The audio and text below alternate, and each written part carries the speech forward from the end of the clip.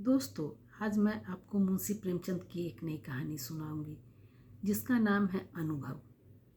प्रियतम को 1 वर्ष की सजा हो गई और अपराध केवल इतना था कि 3 दिन पहले जेठ की तपती दोपहरी में उन्होंने राष्ट्र के कई सेवकों को शरबत पान से सत्कार किया था। मैं उस वक्त अदालत में खड़ी थी। कमरे के बाहर सारे नगर की राजनीतिक चेतना किसी बंदी पशु की भांति खड़ी चित्कार कर रही थी। मेरे प्राण धन हथकड़ियों से जकड़े हुए लाए गए। चारों ओर सन्नाटा छा गया। मेरे भीतर हाहाकार मचा हुआ था, मानो प्राण पिघला जा रहा हो। आवेश की लहरें सी उठ उठकर समस्त शरीर को रोमांचित किए देती थी। ओह, इतना गर्व मुझे कभी नहीं हुआ था। वह अदालत, कुर्सी पर बैठा हुआ अंग्रेज अफसर, लाल जरीदार पगड़ी बांधे हुए पुलिस के कर्मचारी, सब मेरी आंखों में तुच्छ जान पड़ते थे। बार बार जी में आता था दौड़कर जीवन धन के चरणों में लिपट जाऊं और उसी दशा में प्राण त्याग दूं। कितनी शांत, अविचलित, तेज और स्वाभिमान से प्रदीप्त मूर्ति थी। ग्लानि, विषाद या शोक की छाया भी न थी। नहीं, उन ओठों पर एक सुफुर्ती से भरी हुई मनोहारिणी ओजस्वी मुस्कान थी।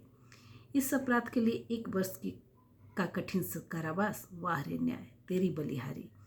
मैं ऐसे 1000 अपराध करने को तैयार थी। प्राणनाथ ने चलते समय एक बार मेरी ओर देखा, कुछ मुस्कुराए, फिर उनकी मुद्रा कठोर हो गई। अदालत से लौटकर मैंने 5 रुपए की मिठाई मंगवाई और स्वयं सेवकों को बुलाकर खिलाया। और संध्या समय मैं पहली बार कांग्रेस के जलसे में शरीक हुई। और यही नहीं, मंच पर जाकर बोली और सत्याग्रह का प्रतिज्ञा ले ली। मेरी आत्मा में इतनी शक्ति कहाँ से आ गई, नहीं कह सकती। सर्वस्व लुट जाने के बाद फिर किसकी शंका और किसका डर। विधाता का कठोर से कठोर आघात भी अब मेरा क्या हित कर सकता था। दूसरे दिन मैंने 2 तार दिए, एक पिताजी को, दूसरे ससुर जी को। ससुर जी पेंशन पाते थे, पिताजी जंगल के महकमे में अच्छे पद पर थे। पर सारा दिन गुजर गया, तार का जवाब नदारद। दूसरे दिन भी कोई जवाब नहीं। तीसरे दिन दोनों महाशयों ने पत्र लिखा। दोनों जामे से बाहर थे। ससुर जी ने लिखा, आशा थी तुम लोग बुढ़ापे में मेरा पालन करोगे। तुमने उस आशा पर पानी फेर दिया। क्या अब चाहती हूँ मैं भिक्षा मांगूं? मैं सरकार से पेंशन पाता हूँ। तुम्हें आश्रय देकर मैं अपनी पेंशन से हाथ नहीं धो सकता। पिताजी के शब्द इतने कठोर न थे, पर भाव लगभग ऐसा ही था। इसी साल उन्हें ग्रेड मिलने वाला था। वह मुझे बुलाएंगे तो संभव है ग्रेड से वंचित होना पड़े। हाँ, वह मेरी सहायता मौखिक रूप से करने को तैयार थे। मैंने दोनों पत्र फाड़कर फेंक दिए, पर उन्हें कोई पत्र न लिखा। हे स्वार्थ, तेरी माया कितनी प्रबल है। अपना ही पिता केवल स्वार्थ में बाधा पड़ने के भय से लड़की की तरफ से इतना निर्दय हो जाए। अपना ससुर अपनी बहू की ओर से इतना उदासीन हो जाए। मगर अभी मेरी उम्र ही क्या है, अभी तो सारी दुनिया देखने को पड़ी है। अब मैं अपने विषय में निश्चिंत थी, लेकिन अब यह नई चिंता सवार हुई। यह निर्जन घर में निराधार निराश्रय कैसे रहूंगी? मगर जाऊंगी कहाँ? अगर कोई मर्द होती तो कांग्रेस के आश्रम में चली जाती या कोई मजूरी कर लेती। मेरे पैरों में नारित्व की बेड़ियां पड़ी हुई थी। अपनी रक्षा की इतनी चिंता न थी जितनी अपने नारित्व की रक्षा की। अपनी जान की फिक्र न थी, पर नारित्व की ओर से किसी को आंख उठाकर भी नहीं देखना चाहिए। किसी की आहट पाकर मैंने नीचे देखा तो 2 आदमी खड़े थे। जी में आया, पूछूं तुम कौन हो, यहाँ क्यों खड़े हो? मगर फिर ख्याल आया, मुझे यह पूछने का क्या हक, आम रास्ता है, जिसका जी चाहे खड़ा हो। पर मुझे खटका हो गया। उस शंका को किसी तरह दिल से न निकाल सकती थी। वह एक चिंगारी की भांति हृदय के अंदर समा गई थी।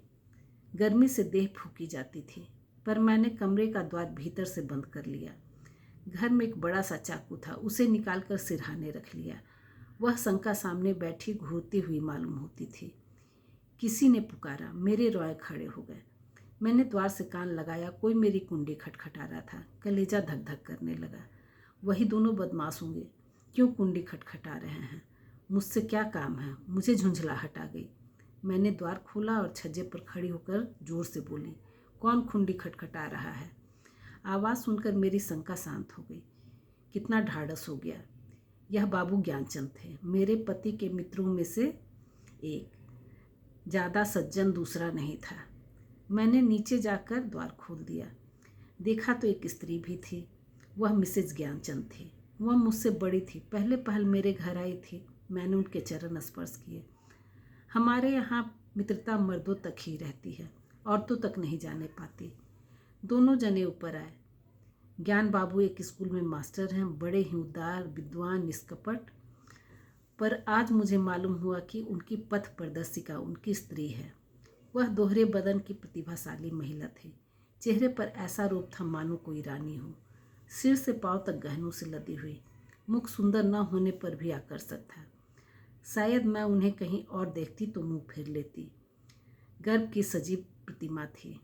वह बाहर जितनी कठोर, भीतर उतनी ही दयालु। घर कोई पत्र लिखा? यह प्रश्न उन्होंने मुझे हिचकते हुए किया। मैंने कहा, हाँ लिखा था। कोई लेने आ रहा है? जी नहीं। न पिताजी अपने पास रखना चाहते, न ससुर जी। तो फिर क्या, यहीं पड़ी रहूँगी? तो मेरे घर क्यों नहीं चलती? अकेले तो इस घर में मैं न रहने दूंगी। खुफिया के 2 आदमी इस वक्त भी डटे हुए हैं। मैं पहले ही समझ गई थी दोनों खुफिया के आदमी होंगे। ज्ञान बाबू ने पत्नी की ओर देखकर मानो उनकी आज्ञा से कहा, तो मैं जाकर तांगा लाऊं? देवी जी ने इस तरह देखा मानो कह रही हो, क्या अभी तुम यहीं खड़े हो? मास्टर साहब चुपके से द्वार की ओर चले। ठहरो, देवी जी बोली, कितने तांगे लाओगे? कितने? मास्टर साहब घबरा गए। एक तांगे पर 3 सवारियां ही बैठेगी। संदूक, बिछावन, बर्तन भांडे क्या मेरे सिर पर जाएंगे? तो 2 लेता आऊँगा। मास्टर साहब डरते डरते बोले। एक तांगे में कितना सामान भर दोगे? तो 3 लाऊं? अरे तो जाओगे भी? जरा सी बात के लिए घंटा भर लगा दिया। मैं कुछ कहने न पाई कि ज्ञान बाबू चल दिए। मैंने सकुचाते हुए कहा, बहन तुम्हें मेरे जाने से कष्ट होगा। और देवी जी ने तीक्ष्ण स्वर में कहा, हाँ होगा तो अवश्य। तुम दोनों जून में 2-3 पाव भर आटा खाओगी, कमरे के एक कोने में अड्डा जमा लोगी, सिर में आने का तेल डालोगी। यह क्या थोड़ा कष्ट है? मैंने झेपते हुए कहा, आप तो बना रही हैं। देवी जी ने सदैव भाव से मेरा कंधा पकड़कर कहा, जब तुम्हारे बाबूजी लौट आए तो मुझे भी अपने घर मेहमान रख लेना। मेरा घाटा पूरा हो जाएगा। अब तो राजी हुई? चलो सब आप बांधो, खाट वाट कल मंगवा लेंगे। मैंने ऐसी सहृदय, उदार, मीठी बातें करने वाली स्त्री नहीं देखी। मैं उनकी छोटी बहन होती तो भी शायद इससे अच्छी तरह न रखती।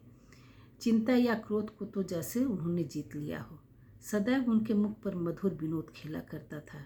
कोई लड़का वाला न था, पर मैंने उन्हें कभी दुखी नहीं देखा। ऊपर से काम के लिए लौंडा रख लिया था, भीतर का सारा काम खुद करती।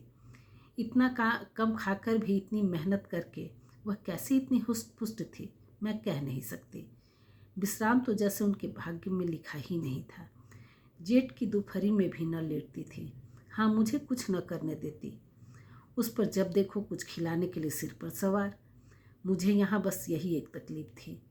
मगर 8 ही दिन गुजरे थे कि एक दिन मैंने उन्हीं दोनों खुफिया को नीचे बैठे देखा। मेरा माथा ठनका। यह अभागे यहाँ भी मेरे पीछे पड़े हैं। मैंने तुरंत बहन जी से कहा, वे दोनों बदमाश यहाँ भी मंडरा रहे हैं। उन्होंने हिकारत से कहा, कुत्ते हैं, फिरने दो। मैं चिंतित होकर बोली, कोई स्वांग न खड़ा करे। उसी बेपरवाही से बोली, भूखने के सिवा और क्या कर सकते हैं? मैंने कहा, काट भी तो सकते हैं। हंसकर बोली, इसके डर से कोई भाग तो नहीं जाता ना? मगर मेरी दाल में मक्खी पड़ गई। बार बार छज्जे पर जाकर उन्हें टहलते देखाती।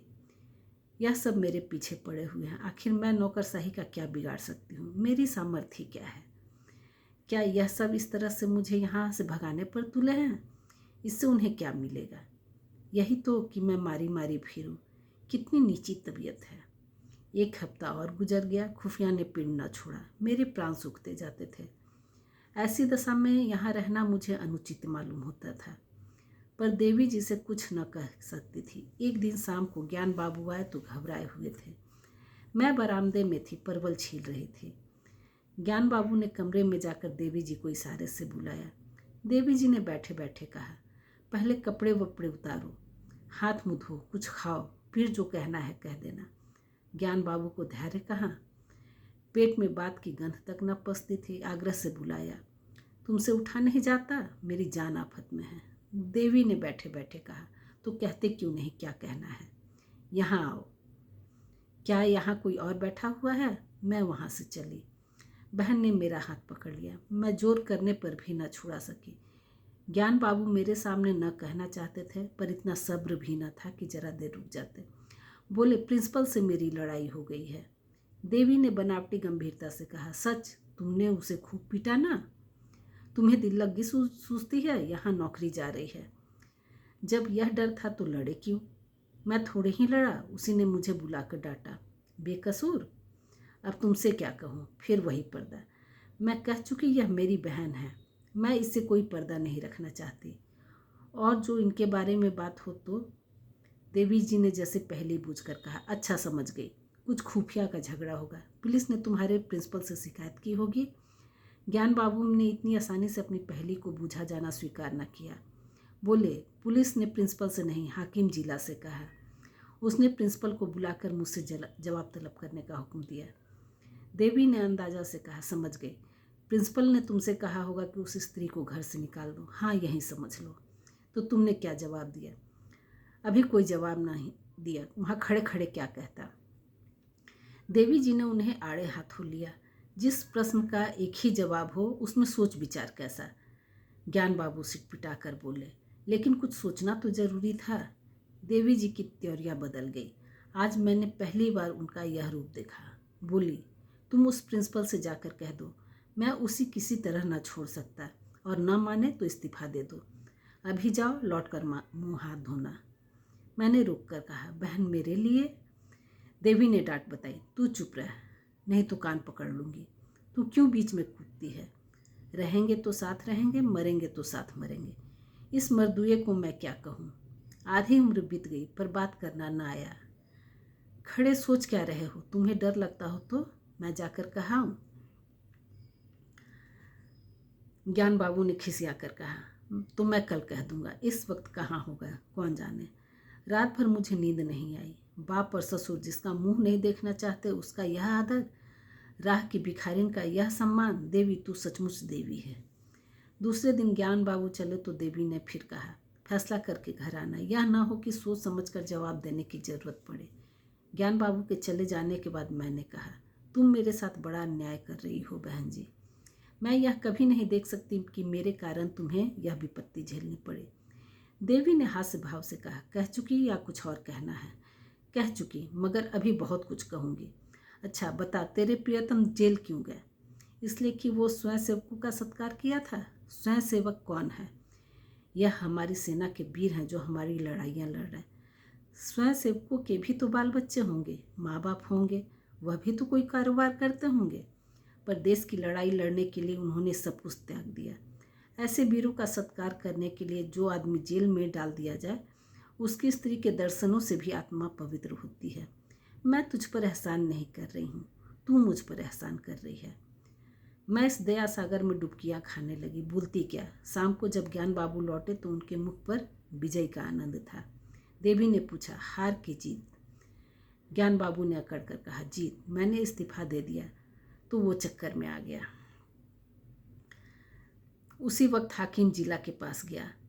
वहाँ न जाने मोटर पर बैठकर दोनों में क्या बातें हुई। लौटकर मुझसे बोला, आप पॉलिटिकल जलसों में तो नहीं जाते? मैंने कहा, कभी भूल कर भी नहीं।